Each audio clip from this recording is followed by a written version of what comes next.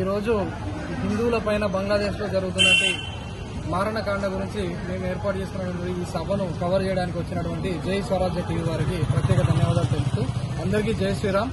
మనము ఒక 10 రోజుల నుంచి చూస్తా ఉన్నాము బంగ్లాదేశ్లో రిజర్వేషన్లపై మొదలైనటువంటి ఈ యొక్క అల్లర్లు అనేటివి హిందూ దేవాలయాలపైన, హిందువులపైన, హిందూ ఆడబిడ్డలపైన, మళ్ళీ అక్కడ ఉన్నటువంటి హిందువులను, హిందూ ఆడబిడ్డలను మర్డర్లు చేస్తూ, రేప్ చేస్తూ, చిన్నపిల్లలను చూడకుండా వాళ్ళ ప్రాణాలకు తీసేస్తూ ఎంతో దారుణమైన పరిస్థితుల్లో హిందువులను బతికే విధంగా చేస్తున్నారు. ఇంత జరుగుతున్న ప్రపంచ దేశంలో ఐక్యరాజ్య సమితి అని ఒకటి ఉంది, ఇంకా యునెస్కో అని ఇవన్నీ ఉన్నాయి. ఏ దేశంలో ఎక్కడనో ఎవరినో ఏదో ఒక మాట అంటే వాళ్ళకు సంబంధించిన దేశాల్లో ప్రతి ఒక్కరు ఇన్స్టాగ్రామ్లలో, ఫేస్బుక్లలో ప్రతి ఒక్క దానిలో స్పందిస్తూ ఉంటారు. కానీ మన దేశంలో హిందువుల పైన, మన పక్కన ఉన్నటువంటి దేశంలో ఇంత దారుణాలు జరుగుతున్నా ఒక్కరు కూడా స్పందించకుండా మిగతా వానికేమో అయితే మనకేందులే అని పట్టకుండా వెళ్ళిపోతున్నారు. పక్క దేశం కదా అని మనం ఊరుకుంటున్నాము. రేపు మన పక్కలోకి వస్తుంది, అప్పుడు వచ్చేదాకా కూడా మీకు తెలియదు. తెలిసినా కూడా మీలాంటి వాళ్ళను ఆనాడు మీరు పట్టించుకోలే కాబట్టి ఆ రోజున మీకు వచ్చినప్పుడు కూడా పట్టించుకోరు. సెక్యులర్ వాదులుగా ఉంటూ కులం అనేటువంటి ఒక ఆలోచనతోనే వాడు ఆ కులపోడు, ఈ కులపోడు అనే ఒక ఆలోచనతోనే మీ హిందువులం అనే ఐకమత్యం మర్చిపోయి సెక్యులర్ వాదులుగా ఉంటూ వేరే మతస్థులకు మద్దతు తెలుపుతూ, జిహాదీలకు, అల్లర్ ముక్కలకు మద్దతు తెలుపుతూ రాజకీయాలు చేస్తున్నటువంటి ఈ దుర్మార్గులు ఎవరైతే ఉన్నారో రేపు ఇటువంటి దాడులు జరిగినప్పుడు మొదట వేసేది మిమ్మల్ని వేసినాకనే మా దగ్గరకు వస్తారు. అందుకే మేము ముందడుగా సంఘటితం చేస్తూ ఇటువంటి కార్యక్రమాలు నిర్వర్తిస్తున్నాం. ఏదైనా ఇష్యూ జరిగినప్పుడు చూడండి, ఆ మొన్నటి వరకు చూసినాం all eyes on Rafa, all eyes on Gaza, save Palestine, save అదే అని చెప్పి పాలస్తీనాకు సేవ్ ఉక్రెయిన్ అని చెప్పి ఇక్కడి నుంచి ఉక్రెయిన్ కు దాన ధర్మాలు చేయండి, పైసలు పంపండి, ఫోన్ పేలు కొట్టండి అని చెప్పి ఎన్నో ర్యాలీలు చేసిండ్రు, నిరసనలు చేసిండ్రు. మరి పక్క దేశంలో ఉన్న బంగ్లాదేశ్ మీద ఎన్ని దాడులు జరుగుతాయి, ఒక్కడు స్పందించాడు. ఇటువంటి స్పందించకుండా సెలబ్రిటీ లాగా కొనసాగుతా ఉన్న దేశంలో మీరు సెలబ్రిటీలు ఎట్లా అయిండ్రు?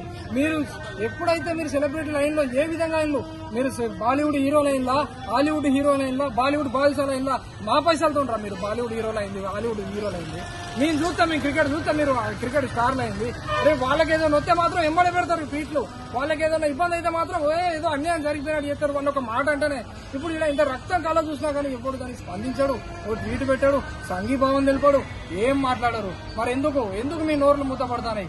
హిందూ జనం సంఖ్య వల్లనే, హిందువుల డబ్బులతోనే మీకు ఈ యొక్క స్టార్డమ్ అనేది వచ్చింది. మీరు సెలబ్రిటీలుగా మారిళ్ళు, మేము సినిమాలు చూసి, మేము క్రికెట్ చూసి, మేము ఎంకరేజ్ చేస్తే మీరు స్టార్లు అయ్యారు. ఈ రోజు మాకు ఇంత అన్యాయం జరుగుతున్నా మీరు స్పందించకుండా, ఏం ముచ్చట మాట్లాడకుండా ఉండడైతే అదొక షేమ్ గా భావించాలి. మీరు సెలబ్రిటీలు కాదు, ఈ దేశానికి పట్టిన దరిద్రం, ముఖ్యమైన దరిద్రులు ఎవరంటే ఈ దేశానికి మీరు. ఎందుకంటే ఏదైనా సెలబ్రిటీ అనే వ్యక్తి ఏదైనా అన్యాయం పైన స్పందించినప్పుడు అది చాలా మందికి తెలుస్తుంది. అరే ఈయన ఈ మాట అంటానంటే ఇది ఎంతో దారుణమైనది, దీనికి మన అందరం సంఘటితం తెలపాలి, సంఘటితం కావాలంటది. మీరు ఈ విషయం పైన ఎటువంటి స్పందిస్తలేరంటే ఎవడు పట్టించుకోడు. ఇక మీరు సెలబ్రిటీలు ఎందుకు అవుతారు దేశంలో? ఒక్కసారి మీరు ఈ దేశం తిండి తిని, ఈ దేశం గాలి పీలుస్తూ, ఈ దేశం నీరు తాగుతూ ఉంటున్నారు.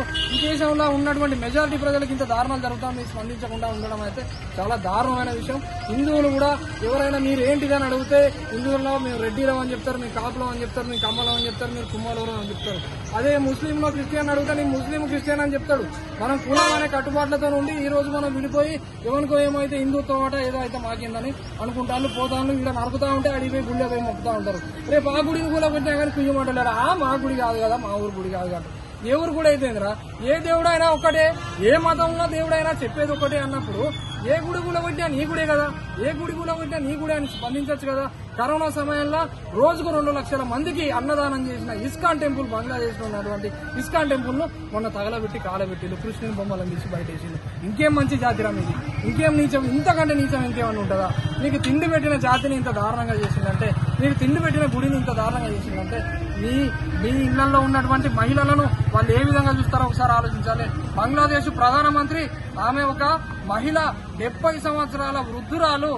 ఆమెను అక్కడి నుంచి పారిపోయే విధంగా చేసి ఆమె ఇంట్లోకి చొరబడి ఆమె యొక్క లోతు. Save a life. Download UBlood app. UBlood for the new blood.